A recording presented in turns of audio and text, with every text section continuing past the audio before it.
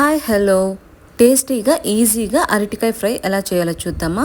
ముందుగా 2 అరటికాయలని పీల్ చేసుకొని ఇలా కట్ చేసుకోవాలి.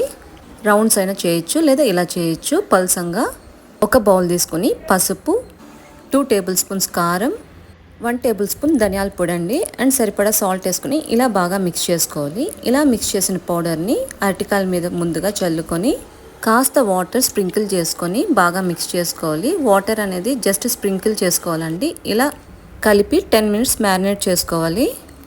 ప్యాన్ పెట్టుకొని 3 to 4 టేబుల్ స్పూన్స్ ఆయిల్ వేసుకొని ఇలా అరటికాయలు అన్నిటిని పెట్టేయాలండి. ఫ్లేమ్ అయితే మీడియం ఫ్లేమ్లో పెట్టుకోవాలి. 2 మినిట్స్ ఫ్రై అయిన తర్వాత అరటికాయలని అటువైపు తిప్పుకోవాలి. ఇలా 2 వైపులా బాగా ఫ్రై అయిన తర్వాత ఇందులోనే కరివేపాకు చల్లి జస్ట్ అలా ఒక 30 సెకండ్స్ అలా ఉంచుకొని సర్వింగ్ బౌల్లోకి సర్వ్ చేసుకుంటే టేస్టీ ఈజీ అరటికాయ ఫ్రై అయితే రెడీ అయిపోతుంది. Subscribe please.